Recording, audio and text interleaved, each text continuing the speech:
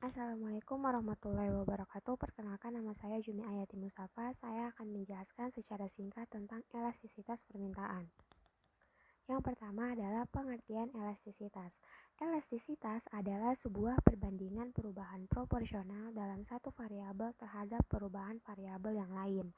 Dengan kata lain, elastisitas yakni dapat mengukur seberapa sensitif atau responsifnya konsumen dengan perubahan dalam harga. Elastisitas dibagi menjadi dua, yaitu elastisitas permintaan dan elastisitas penawaran.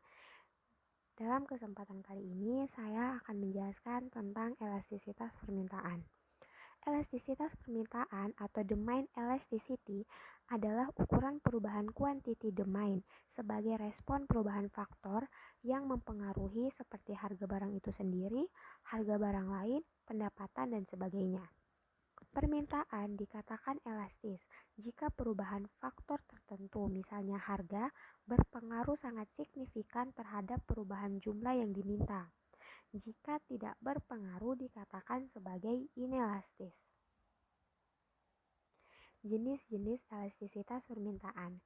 Jenisnya itu ada 3. Yang pertama elastisitas harga, elastisitas silang, dan yang terakhir adalah elastisitas pendapatan. Elastisitas harga permintaan adalah persentase perubahan jumlah barang yang diminta yang disebabkan oleh perubahan harga barang tersebut. Nilai elastisitas harga permintaan adalah negatif. Rumusnya ada di bawah. EH atau elastisitas harga lebih besar dari 1 dikatakan sebagai permintaan elastis. EH lebih kecil dari 1 dikatakan permintaan barang inelastis. EH sama dengan 1 dikatakan sebagai elastisitas tunggal atau unitary elasticity, dan EH sama dengan 0 dikatakan perfectly inelastic. Berikut merupakan kurva dari elastisitas harga permintaan.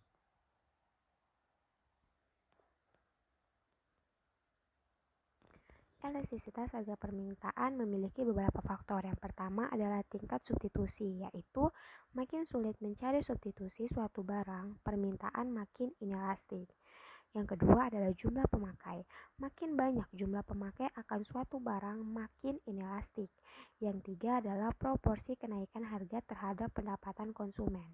Bila proporsi tersebut besar, maka permintaan cenderung lebih elastisitas. Dan yang terakhir adalah jangka waktu. Jangka waktu permintaan atas suatu barang juga mempunyai pengaruh terhadap elastisitas harga barang tersebut. Yang kedua adalah elastisitas silang dari permintaan. Elastisitas silang merupakan persentase perubahan jumlah yang diminta disebabkan oleh perubahan barang lain atau barang yang mempunyai hubungan. Rumusnya ada di bawah. Dan juga untuk barang substitusi, elastisitas silangnya itu adalah positif. Sedangkan untuk barang komplementer, elastisitas barangnya adalah negatif.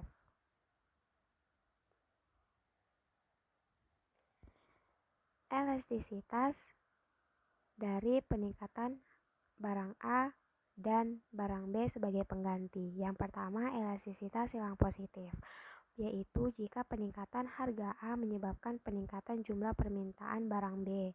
Sebagai contoh, peningkatan harga kopi meningkatkan permintaan terhadap teh. Kopi dan teh merupakan dua barang yang dapat saling menggantikan atau barang substitutif. Dan yang kedua adalah elastisitas silang negatif, yaitu jika peningkatan harga barang A mengakibatkan turunnya permintaan harga barang B. Sebagai contoh, peningkatan harga bensin mengakibatkan penurunan permintaan terhadap kendaraan bermotor. Kedua barang tersebut bersifat komplementer atau pelengkap. Dan yang ketiga adalah elastisitas silang nol, yaitu peningkatan barang A tidak akan mengakibatkan perubahan permintaan barang B. Dalam kasus semacam ini, kedua macam barang tidak saling berkaitan. Sebagai contoh, kenaikan harga kopi tidak akan berpengaruh terhadap permintaan kendaraan bermotor. Yang selanjutnya adalah yang ketiga, yaitu yang terakhir, yaitu elastisitas pendapatan dari permintaan. Elastisitas pendapatan dari permintaan adalah ukuran perubahan jumlah barang yang diminta akibat perubahan pendapatan. Elastisitas pendapatan memiliki rumus yaitu EI sama dengan delta Q per delta I kali I per Q, yang dimana delta Q merupakan perubahan jumlah barang, delta I merupakan jumlah perubahan pendapatan, I merupakan pendapatan, sedangkan Q merupakan jumlah barang. Jika EI lebih besar dari 1, itu disebut dengan barang mewah. Jika EI lebih kecil dari 0, itu merupakan barang interior.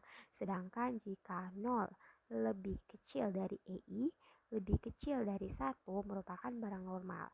Dengan catatan EI jangka pendek dan EI jangka panjang, yaitu EI jangka panjang harus lebih besar daripada EI jangka pendek atau kumulatif.